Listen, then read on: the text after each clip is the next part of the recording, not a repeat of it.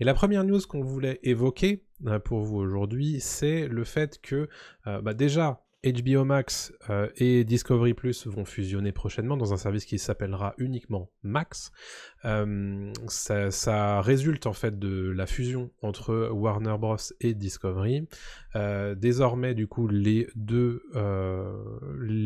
plateformes de streaming qui sont pour l'instant uniquement américaines, puisqu'on ne les a pas en France.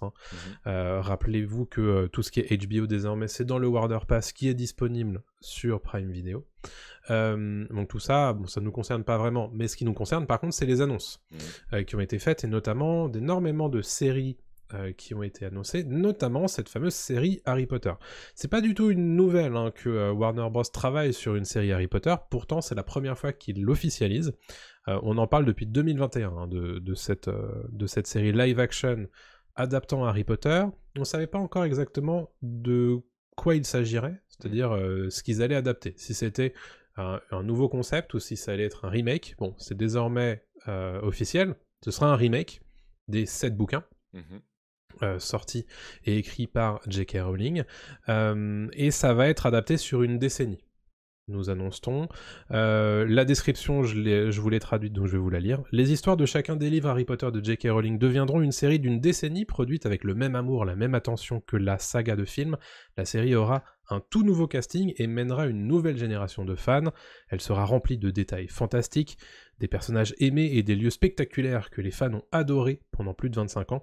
Chaque saison respectera les livres originels et présentera Harry Potter et ses incroyables aventures à un nouveau public partout dans le monde, tandis que les films classiques originels resteront au centre de la licence et disponibles partout dans le monde. Donc on rassure évidemment, ça n'effacera pas les films, mais bon, l'idée c'est d'aller chercher une nouvelle génération de spectateurs. T'as oublié une phrase à la fin que t'as peut-être pas traduite, c'est on a vraiment besoin de faire de l'argent sur la nouvelle génération, donc on fait des remakes. C'est très important pour nous. Merci. Oui. Voilà, ouais, c'est juste un passage quand même un peu. on précise, parce que j'en avais parlé je sais plus quand, mais Warner est dans une période où ils réduisent les coûts un maximum, et surtout où ils vont chercher l'ultra rentabilité. Qu'est-ce que c'est que ce projet si ce n'est l'ultra rentabilité? C'est l'ultra rentabilité personnifiée, j'ai envie de dire. Bon, maintenant, juste précisons avant d'en débattre, David Heyman, qui est le producteur des 8 films Harry Potter, serait en négociation pour être producteur exécutif sur la série. J.K. Rowling est d'ores et déjà signée pour être productrice exécutive sur la série. Max n'a pas annoncé de showrunner ni de scénariste, mais ils sont à la recherche, évidemment. Et côté budget, on nous annonce que ça serait plutôt comparable aux saisons de Game of Thrones et de House of the Dragon. House of the Dragon, la saison 1, c'est 125 millions de dollars, pour vous donner une petite idée. Bon, voilà un peu le package news autour de la série Harry Potter. Est-ce qu'on parle tout de suite du fait que nous, c'est peut-être pas forcément le projet qui nous excite le plus? Ah non, ça m'excite pas du tout.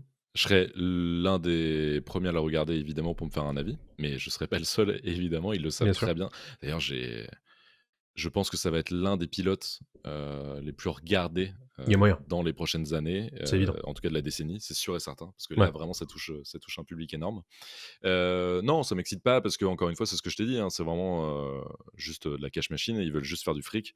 Encore une fois, comme avec Le Seigneur des Anneaux, Warner a besoin de renflouer les caisses. Ça se sent. C'est dommage parce qu'il n'y a pas de vision. Moi, j'aurais voulu, un peu comme dans le jeu vidéo qui est sorti récemment, Hogwarts Legacy, auquel j'ai pas joué, mais par exemple, revenir dans le temps. Ça se passe de 100 ans avant, en tout cas bien avant les épisodes, les aventures d'Harry Potter. Là, c'est vraiment un remake pur et dur. On va revivre les mêmes choses. Il y aura des détails, j'imagine, des sous-intrigues, des choses qui étaient présentes dans les bouquins qu'on n'avait pas dans les films. J'imagine, par exemple, toute la phase avec les elfes de maison qui avait été occultée par les films. Qui est dans le 4e bouquin, ouais. Exactement, dans le 4e bouquin. Mais à part ça, je trouve que les films étaient quand même déjà très, très, très fidèles. J'ai peur que même quand on est fan, on n'ait pas grand-chose à se mettre sous la dent, quoi. Ouais. Donc, visiblement, ce communiqué de presse a l'air de plutôt sous-entendre que c'est pas spécialement pour nous qu'ils le font, quoi. Bon, ça c'est un argument qui nous a été donné à chaque fois qu'on a fait une nouvelle trilogie Star Wars. Oui, mais vous n'êtes pas le cœur de cible. Ce qui est vrai, en soi. On va pas se mentir, cependant, il compte quand même sur les paires d'yeux des fans et des gens qui ont grandi avec Harry Potter, les bouquins et les films. Donc évidemment, ce serait un petit peu malvenu de prétendre que ça n'est que pour les nouveaux entrants sur la licence. Maintenant, les fans ou les gens qui ont grandi avec tout ça, enfin les gens qui connaissent, est-ce qu'ils ont besoin de ce projet? Pas spécialement. Est-ce qu'ils vont le regarder? Tu l'as dit tout à l'heure, oui.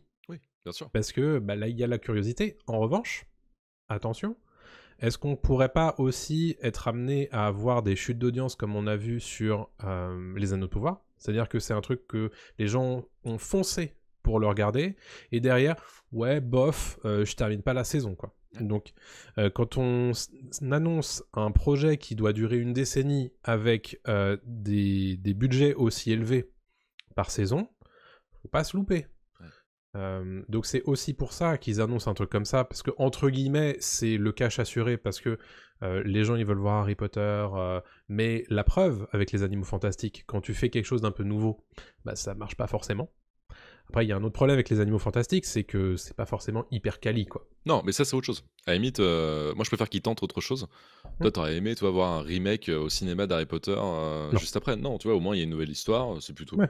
On aime ou on n'aime pas, c'est subjectif. Mais bon, au moins, ils tentent quelque chose. Là, ils se reposent sur leurs acquis. C'est vraiment juste la poule aux œufs d'or. Ils la font pondre, et puis voilà. Ouais. C'est un peu dommage. Et puis bon, 10 ans. Il y a 7 bouquins. Il y a peut-être moyen de faire des saisons ou une année par saison, quoi. Ouais. Je sais pas trop. Et puis bon, ce côté, oui, la nouvelle génération, dans ce cas-là, tu peux dire ça de tout, hein. Tu peux dire, bah tiens, on a refait Retour vers le futur pour les jeunes, on a refait Jurassic Park, ce qui est un peu le cas d'ailleurs avec Jurassic World, mais bon, ils ont pas fait des remakes de Jurassic Park, quoi. Tu peux faire ça pour toutes les grandes licences. Ça viendra peut-être, hein. On sait pas. Ça vient, de toute façon, ça vient de ouf. Mais c'est juste ce qui m'énerve, c'est cet argument nul de dire c'est pour la nouvelle génération. Mais je sais pas, la nouvelle génération, elle peut regarder les anciens films. Tout à fait. Nous, quand on regarde des films des années 70, on se dit pas, tiens, il nous faut absolument un remake, parce que sinon, je ne vais pas comprendre. Ah non, c'est trop facile comme argument. Ouais. Après, moi, je suis pas fan d'Harry Potter de base, donc et encore moins des films. J'aime beaucoup les livres, mais les films, je les trouve sympathiques, mais je suis pas du tout un Potterhead, voilà. Mais je suis curieux de voir. Après, encore une fois, c'est ce que je dis toujours, hein, quand on parle de news comme ça, je suis toujours curieux de voir le résultat. Ça se trouve, les acteurs seront au top. Ça se trouve, la narration sera cool, ce sera dark, etc. Voilà. Et j'ai peur, il faut se rappeler quand même que Harry Potter a 10-11 ans dans le premier. Ouais. Ça sera... Moi, j'aime Harry Potter vers la fin, en fait. Je commence à aimer Harry Potter vers les derniers films, en fait. Je commence à aimer quand c'est la Coupe de Feu et surtout l'Ordre du Phénix. À partir de l'Ordre du Phénix, je trouve ça un peu dark, un peu cool. Même si Le Prisonnier d'Azkaban est l'un des meilleurs, voire le meilleur film. Le Prisonnier d'Azkaban a fait basculer Harry Potter dans une nouvelle ère, entre guillemets, mais en tout cas, une nouvelle vision.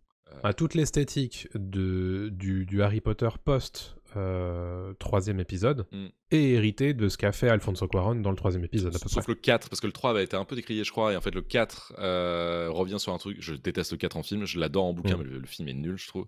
Mais à partir du 5, ils reviennent sur cette esthétique totalement, quoi. Mais bref, au-delà de ça, il y a un côté vraiment où bon, ça va être des enfants. Est-ce que j'ai envie de revoir ça? Je connais l'histoire par cœur. En fait, je connais l'histoire vraiment par cœur, quoi. Ouais. J'ai pas de plaisir à revoir cette histoire par quelqu'un d'autre, quoi. Il y a une autre chose dont on n'a pas parlé encore, c'est qu'il va falloir recaster tous ces rôles qui ont quand même été déjà pas mal campés avec des acteurs de haute tenue. Je pense pas forcément aux gamins, mais plus aux profs, à Dumbledore, à Voldemort, à Rogue, à McGonagall. Mais en fait, je doute pas, évidemment, qu'on ait un vivier d'acteurs incroyable pour jouer ces rôles-là. C'est pas ça que je dis. Et je me dis que, surtout, c'est des rôles qui vont être compliqués à accepter pour de nouveaux acteurs et qui vont devoir faire leurs preuves et que les gens leur feront pas de cadeaux, parce qu'à l'époque, il n'y avait pas de réseaux sociaux pour critiquer tous ces acteurs-là. Maintenant, moi j'ai surtout un petit peu peur pour les gamins, Parce que les gamins, en fait, si les nouveaux spectateurs et surtout les anciens découvrent que Ron il est pas bien, ou que Hermione elle est pas comme ils veulent, ou que Harry il est pas comme ils veulent, ça va être un carnage en fait sur les réseaux sociaux. Et ça risque d'être compliqué aussi à gérer pour eux. C'est vrai, j'y avais pas pensé. Oui, il y a cet aspect coulisses un peu qui peut être un peu difficile à vivre, quoi.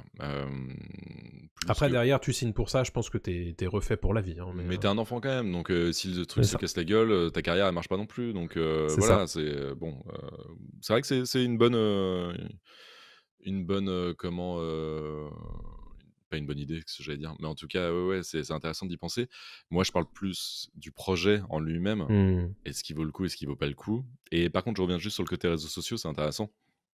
Ce que tu disais, parce que J.K. Rowling a pris parti justement parce qu'il y a déjà des fans qui commencent à boycotter, avant même le lancement de la série, qui commencent à boycotter la série. Et elle s'est exprimée sur Twitter. Alors, il faut savoir que J.K. Rowling adore mettre de l'huile sur le feu. Ouais. Des bidons d'huile sur le feu. On va préciser qu'en fait, on lui reproche énormément de prise de position transphobe, ainsi que d'autres choses. Et en fait, ça ne fait que l'amuser. J'ai l'impression qu'elle ne comprend pas spécialement le délire, ou alors qu'en fait, c'est juste, elle adore ça, en fait. C'est plus compliqué que ça. C'est bien plus compliqué que ça, c'est pas binaire du tout, je pense. Mais c'est juste qu'elle est... c'est parti d'un truc qui était pas si incroyable, et en fait, ça a pris de l'ampleur, et son ego a pris le dessus. Et depuis elle se met dans cette position, voilà, toujours en opposition, justement, face à ça. Mais c'est plus compliqué que ça, je pense. Il y a un truc aussi, elle est pas bête, hein, J.K. Rowling, c'est ce qu'elle fait, mais je pense pas qu'elle est... Voilà. Bref, c'est un autre sujet. Mais en parlant de ça, de ce boycott-là, qui avait déjà eu lieu aussi sur les jeux vidéo, J.K. Rowling a dit de terribles nouvelles que je me sens obligé de partager avec vous. Des militants activistes essaient d'organiser un nouveau boycott de mon travail, cette fois de la série télévisée Harry Potter. Me voilà prévenu. Du coup, j'ai pris la précaution de faire une grosse réserve de champagne. Bon, voilà, elle se fout clairement, ouvertement de ses détracteurs, mais au moins elle assume le fait d'être sur cette ligne-là, quoi. Ouais, c'est bon, écoute. Moi, c'est pas que je porte pas de jugement, parce que si je trouve ça nul de faire ça, mais il n'y a pas de remise en question du tout de sa part, quoi, là-dessus. C'est ça. Alors après, c'est vrai que les derniers appels au boycott qui ont été faits, ça traitait du jeu Hogwarts Legacy, qui a fait un carton absolu. Donc ça l'amuse.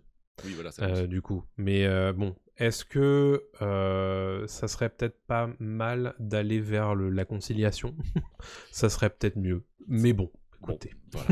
Pour quelqu'un qui a écrit les aventures d'un sorcier, justement, qui découvre un nouveau monde où il faut être ouvert, curieux, il y a des différences entre les gens, etc. Bon, c'est quand même assez étrange, mais bref.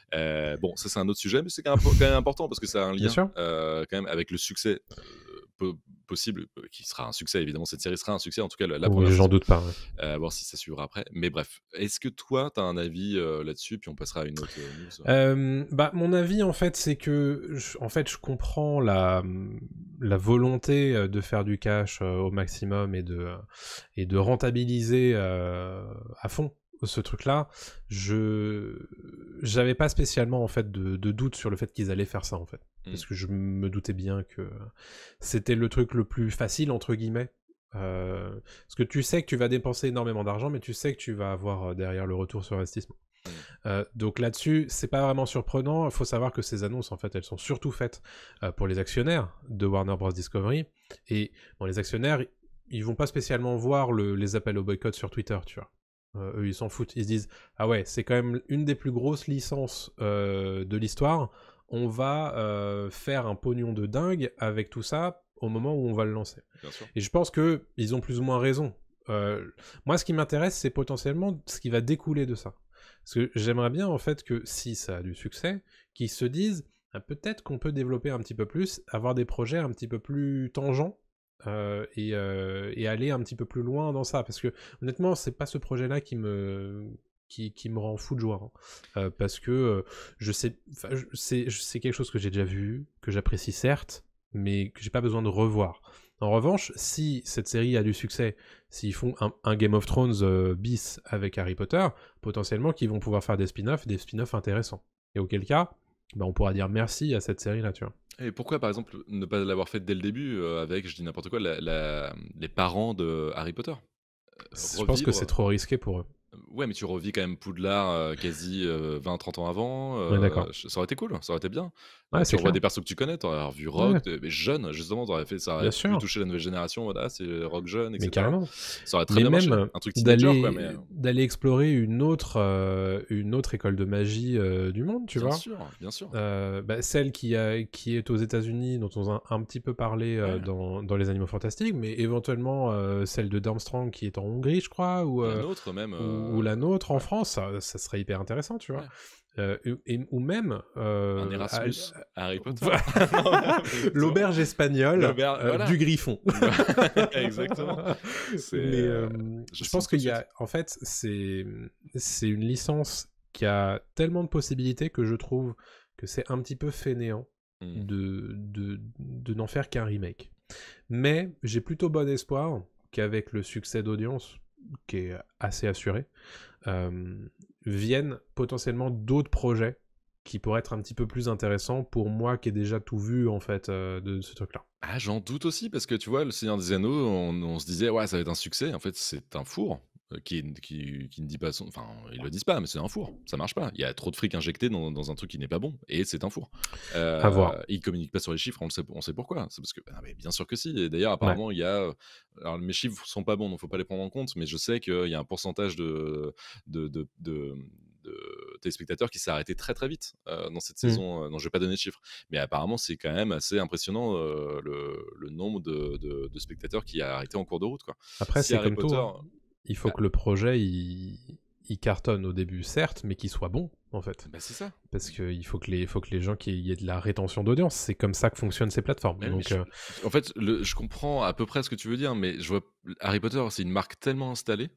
Aujourd'hui, quel intérêt de refaire une série pour potentiellement avoir des spin-offs? Autant faire un spin-off je tout de sais pas. suite. Autant Non, mais faire. moi, je te le dis, c'est mon espoir dans tout ça. Mais si ça se trouve, on n'ira pas droit. Hein. Et au-delà de ça, est-ce qu'on a besoin d'un spin-off même? Est-ce qu'on a besoin d'autre chose dans l'univers Harry Potter? C'est pas mal déjà. Enfin, est-ce que ça mérite d'aller plus loin? Je sais pas, franchement. On n'a pas déjà un peu essoré le concept quand même? Ouais, après, j'ai envie de te dire, si tu te fais un peu l'avocat du diable de Warner, pourquoi Star Wars aurait le droit à 4 milliards de spin-off et pas Harry Potter, tu vois? Parce que je pense que Star Wars a quand même une.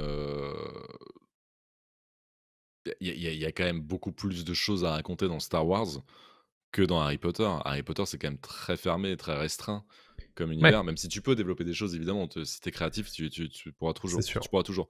Mais il y a beaucoup plus de pistes lancées dans les premiers Star Wars, notamment, qui te permettent d'aller loin. C'est évident. Que dans Harry Potter. Bon, bref, c'est évident. Un autre débat, mais ouais. Bref, on ne sait pas encore une fois quand est-ce que ça va sortir. Pour l'instant, on est encore un petit peu dans les prémices de tout ça. On sait que ça va se faire, on sait que ce sera sur Max, on sait qu'ils veulent balancer énormément de thunes là-dedans, on ne sait pas encore qui va écrire pour ça, qui va être casté, etc. Donc bon, moi ce qui m'intéresse, c'est que du coup, dans Pop News, on va avoir beaucoup de choses à vous raconter autour de tout ça, à suivre évidemment, mais pour l'instant, voilà tout ce qu'on sait sur cette série Harry Potter, qui arrivera quand elle arrivera. Hein. Pas avant 2025, à mon avis, c'est une certitude. Hein. N'hésitez pas à nous dire ce que vous en pensez sur Twitter, Instagram, etc. Nous, ça nous intéresse de savoir si ça vous chauffe. Et est-ce que vous allez regarder le premier épisode de cette série quand elle sortira.